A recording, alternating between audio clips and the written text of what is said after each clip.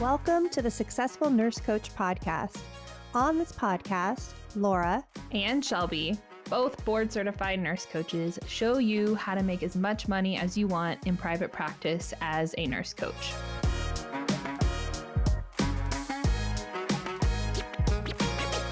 Hello, and welcome back to the Successful Nurse Coach podcast. It is Shelby here today, and I am coming at you solo this morning.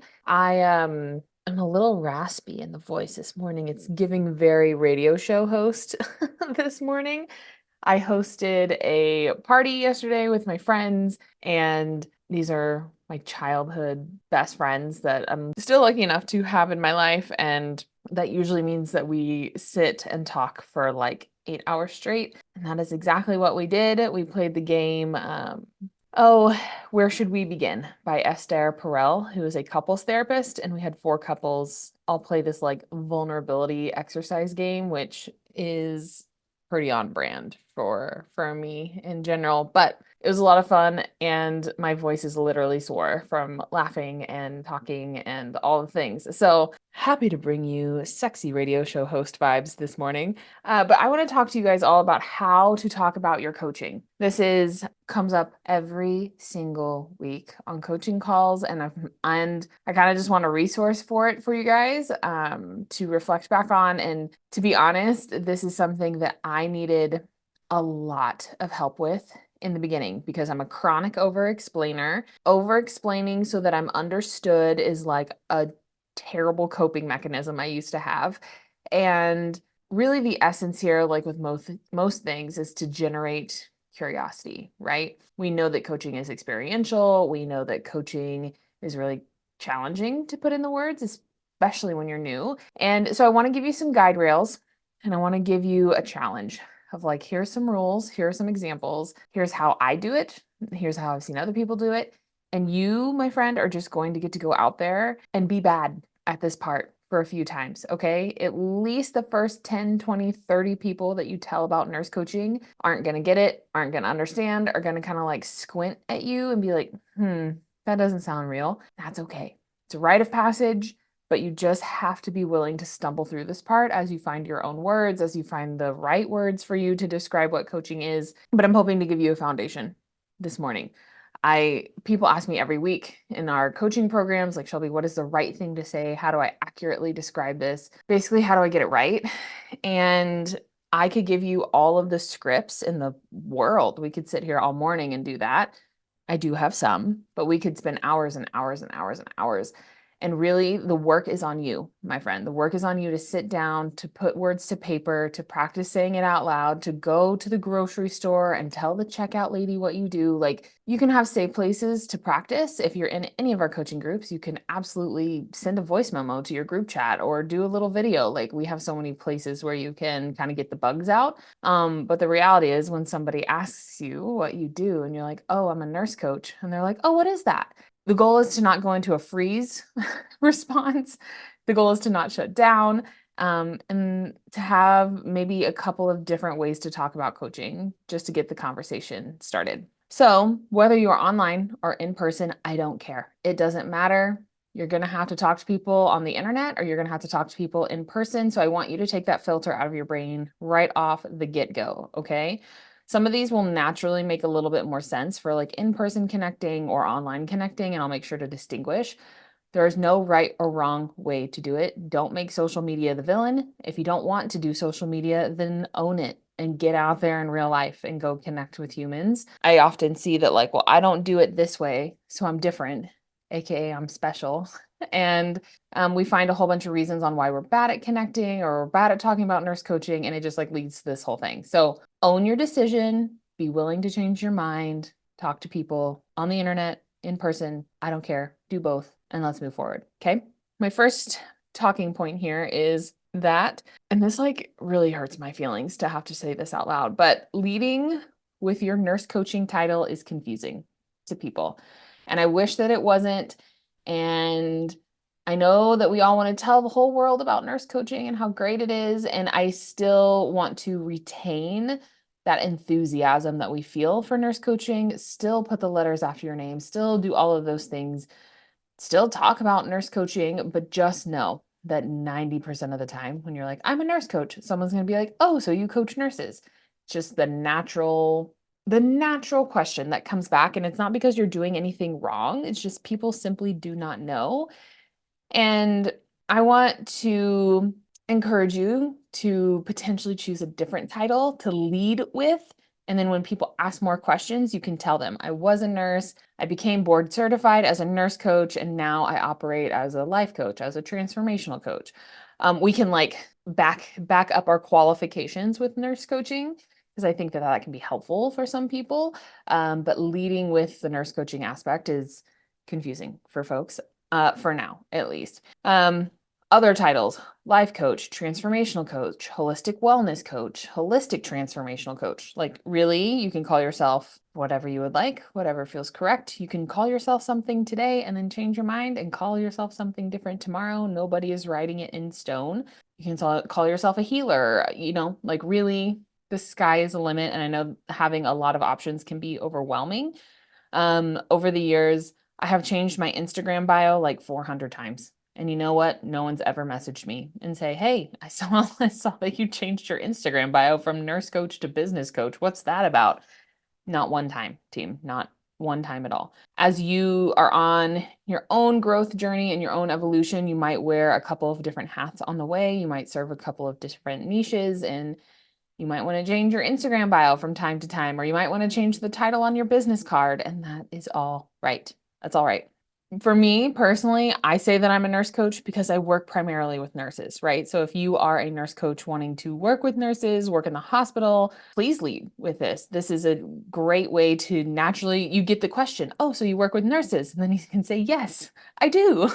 It's a really natural way to talk about what you do, right? And so that people ask you more questions. For those of us that are not working with nurses, you can say, like, if you're a mom or you work with moms, say, I'm a holistic wellness coach for mom with young kids, or I'm a burnout transformational coach for first responders.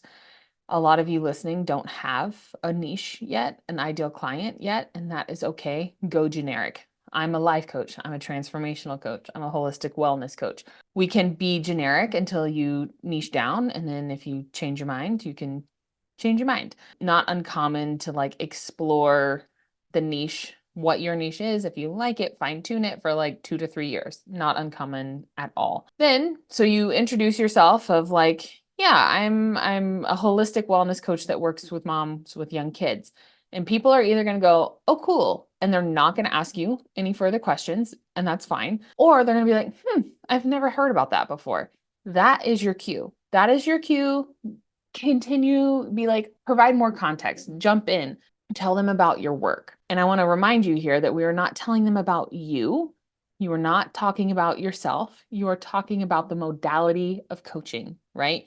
We are not selling people in this moment. We are not convincing people. We are not holding people hostage until they book a call, right? But you are talking about your work like you are everyday people. And I know that as like heart-centered personal development gurus, like the world of coaching, the modality of coaching probably feels pretty close to our identity. And I want you to check in here. I kind of like want to paint a parallel of like, did you ever feel weird about telling people what kind of nurse you were? Did you ever like experience this anxiety of telling people that you were an ER nurse or worked in the ICU? It's unlikely that you did, right? There's probably even a sense of pride when you shared with people like, yeah, I do this, or I work in long-term care, or I'm a hospice nurse, or whatever the thing may be. You are doing the same thing here.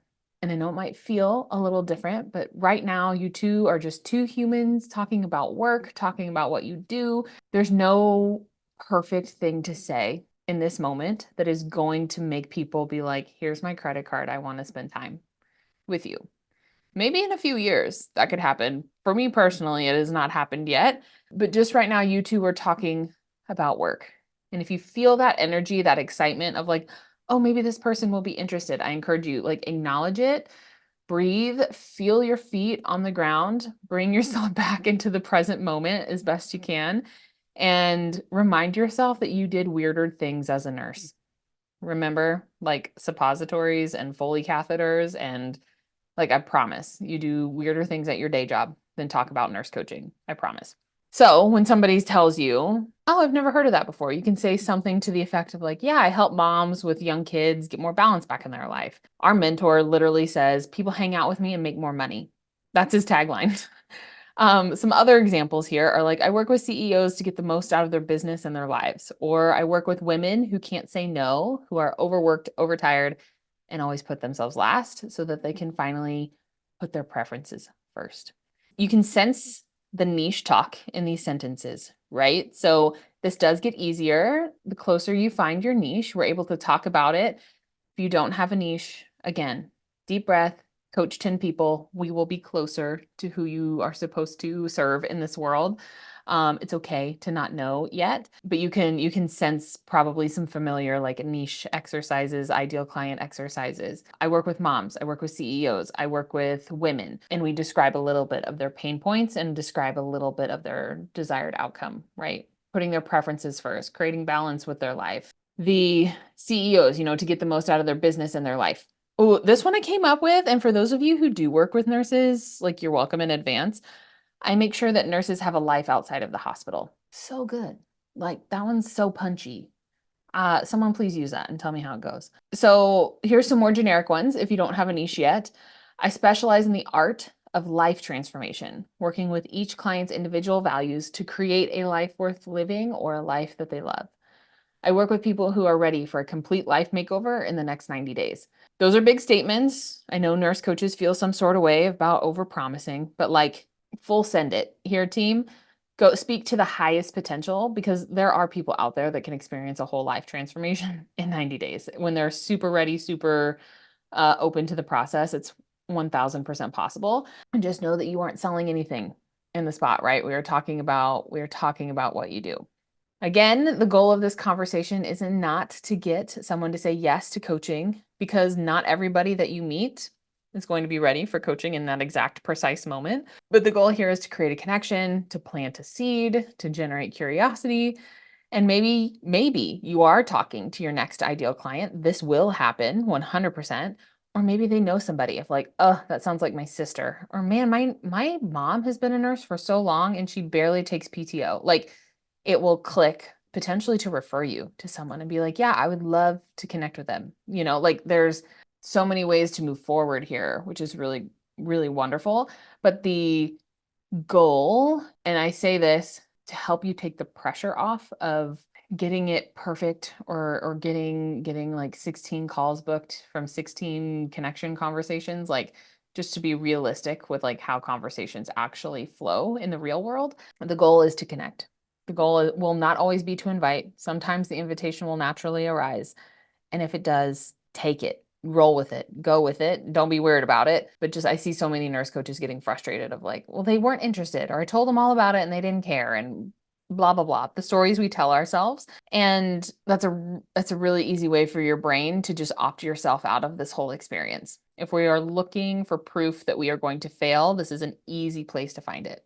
So I want you to be very careful in this process, okay? Keep a pulse on your mindset. That is how you can talk about coaching if someone's like, oh, that's my mom, or oh, that's my sister, or oh my gosh, it sounds like I need that. Make the invite. Do it then. Be like, yeah, I would love to spend time with you.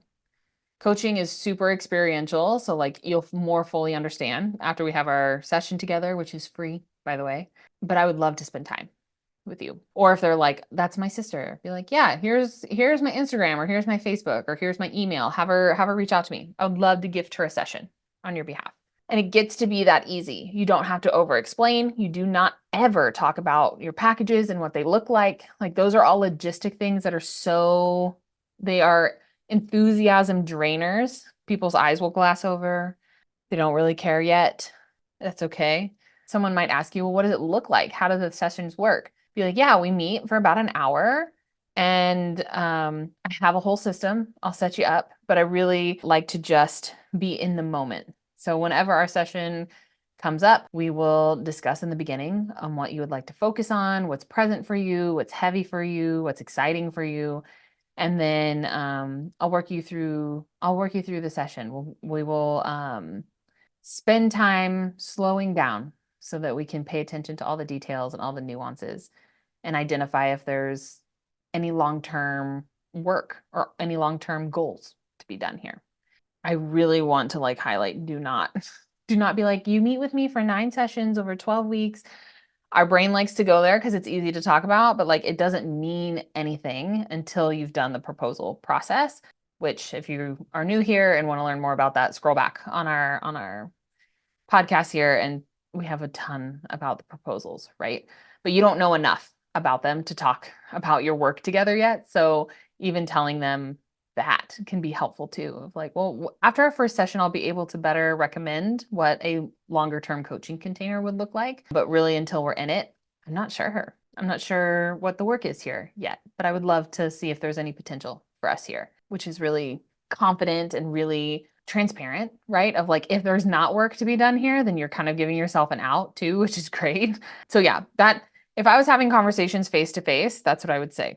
Those things exactly right there. I want to like switch into the online piece a little bit. You can definitely have those types of conversations online, like in voice memo, or, Messenger. For online marketing, if you're making a series of posts or if you are, going to be showing up over a period of time, right? Like these conversations are kind of like that I just listed are good for one-offs. You meet somebody at a doctor's office or the chiropractor or the hospital or the grocery store, that's like good conversation starters right there.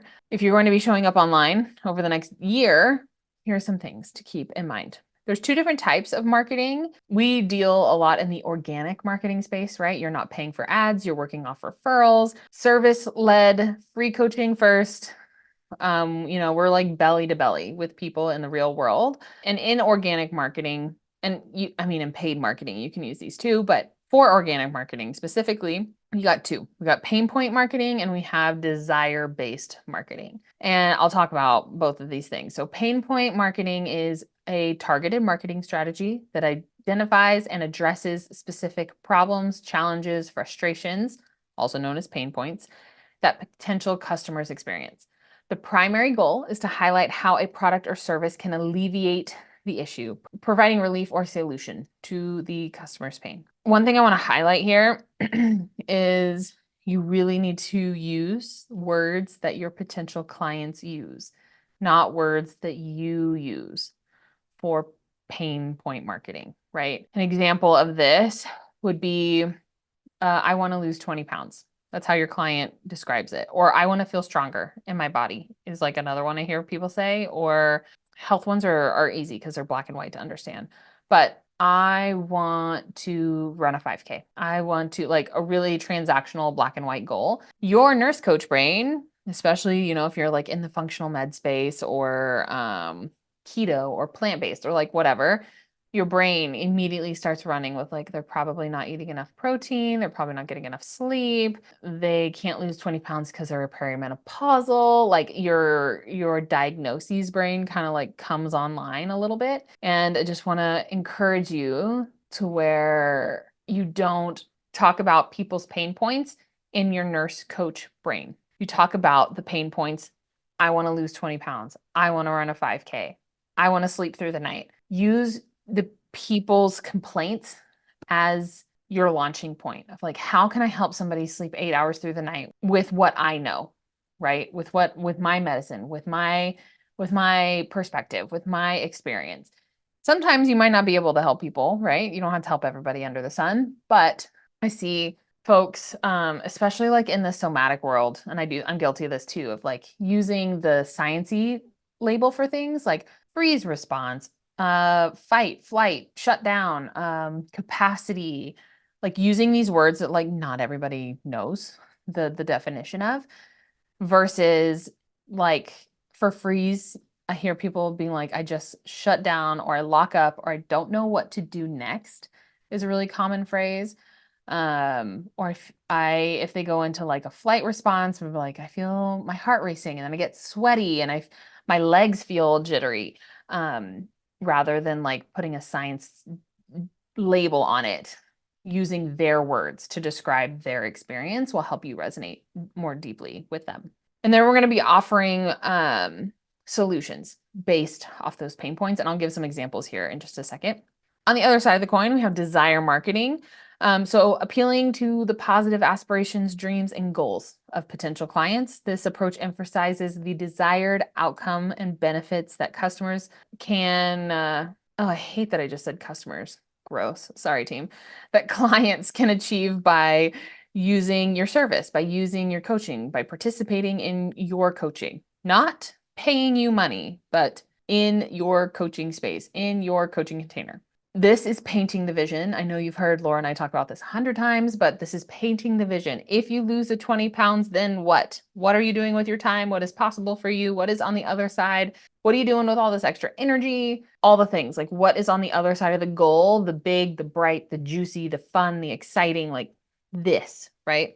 I like desire-based marketing because it's empowering, right? It's for me, whenever I'm looking at desire-based marketing, it's like shining a bright light on a door in my brain that I didn't know existed of like, oh yeah, that sounds fun. That sounds exciting. I want this so that I can have this. This also is great for like increasing your engagement online. Creates a positive brand image, right? And it's really good for forming communities. It's easy for people to rally behind a positive goal that we're all in pursuit of, and really like sets the stage for longer term relationships with clients, potential clients, that sort of thing. So some examples of pain point marketing. These are just ones I thought of off the top of my head, right? Do you want to feel happier when you hang out with your kids? My 12-week program can help you go from exhausted to excited.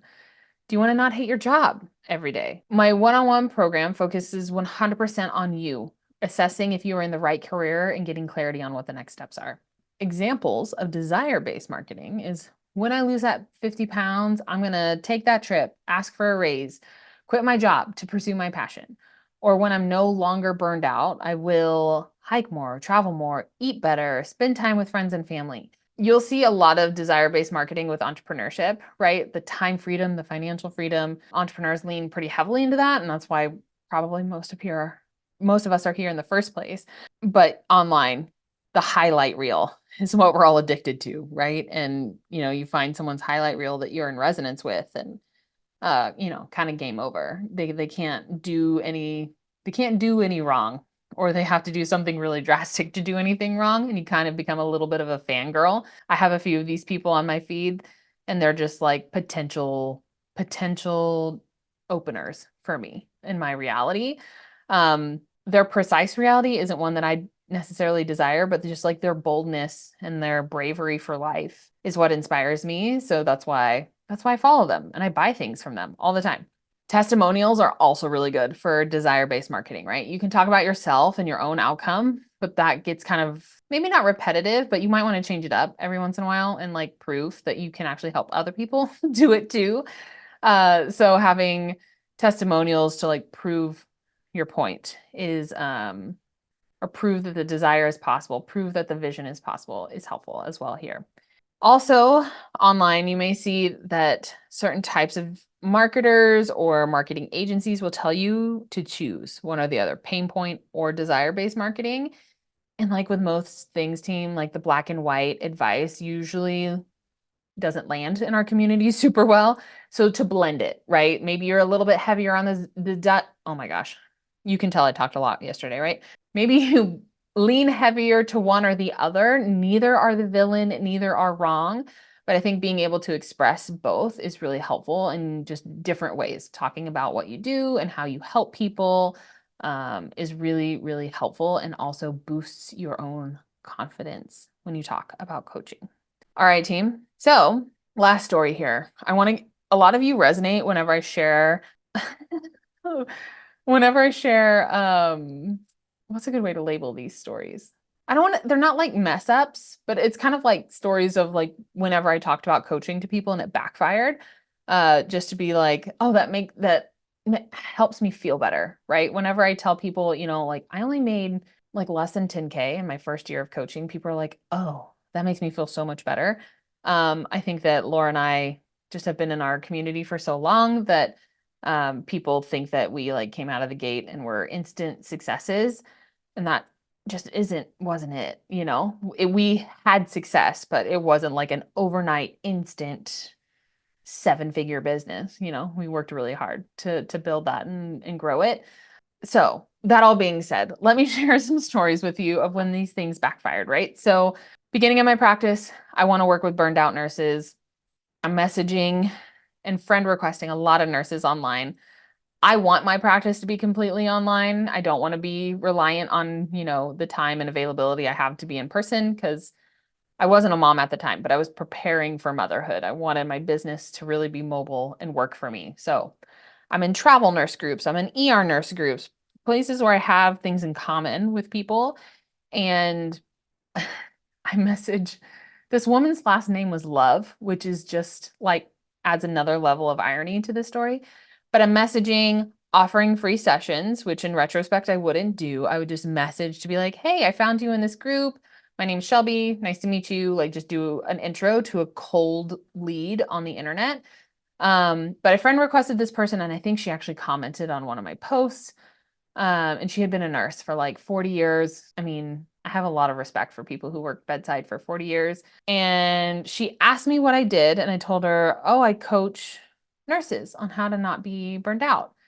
She didn't respond for several days, but she went through my profile and she read my stories about my experience with burnout. And at the time, I had worked bedside for like 5 years, which compared to 40 is not that long. And she came back with this huge message on how I was underqualified for my role as a nurse coach, that I didn't have enough real life experience, and how there was no way that I could ever experience burnout, only have been in bedside for 5 years, and that she has never once experienced burnout in her 40 years as a nurse. And I just simply didn't even respond and just deleted the message and let it float into the ether and kind of laughed at it, right? I'm not going to burn energy on that person to convince her or to like validate myself. Like I know that my story is true. I know the level of burnout that I felt, and no one can take that from me, right? But it was pretty like when I read it, I was just really confused of like, did I do something to make you mad? Like simply by existing in the world, I ruffled some feathers somehow. So if that happens to you, been there, done that, delete the message, move on, all good. Unfriend and release yourself from that thought loop. Another story that I have is whenever I was getting blood work done for my pre-op appointment at a children's hospital. I had my heart surgery because I have congenital heart disease, which you guys know is like a pediatric specialty that is moving into the adult world. Thank God. But I was at a pediatric hospital getting my blood work done, and they couldn't find my vein. We all know the difference between poking little humans versus poking bigger humans. And so they brought in a really experienced nurse, and she was disgruntled in a rush, and that's okay, whatever. But she asked me, she's like, so I hear you do something called nurse coaching? And I was like, yeah. And I was not in the state. I had just got done crying to the NP that was going to be on my case. Like I was not in the state to be having this conversation. I was very emotional. And so I was giving her short answers, not engaging in the conversation at all. But she asked me, so you're a nurse coach? I said, yes. And she goes, so what doctor do you work for? And I said, I don't work for a doctor. I work for myself. And she paused and she goes, how? And I was like, cash pay. I don't mess with insurance. I'm not prescribing anything or messing with medications. It's life coaching. And she looked at me dead in the face, and I'm puffy from crying. And she goes, who would ever pay for that? I was like, I don't know. Like a lot of people, like I have a lot of clients. I'm not really too worried about it. And of course, that shut down the conversation. So like this can lead to some interesting conversations. I think also like check your state of being. Again, I'm not going to be convincing that nurse. Definitely wasn't convincing her that day that nurse coaching was, the next best thing since sliced bread. I know Laura has many of these stories too, to where people just don't get it and they get defensive and they get weird. And like, you guys don't have to spend your energy on reactive people like that. And I just encourage you just to be really high intention and low attachment here, team, of like, I'm going to do my best. I'm going to talk about the thing. I'm going to be enthusiastic. And if it doesn't land, then let it go. It wasn't meant for you, right? That connection wasn't meant for you. It wasn't the right time, right place, right person. And just really trust that you're being guided, you're protected, and the things that don't work out are also in your favor. All right, my friends, this was a long episode. Let me know what landed for you. Let me know what was helpful. And I will see you next week. Same time, same place. Bye, team.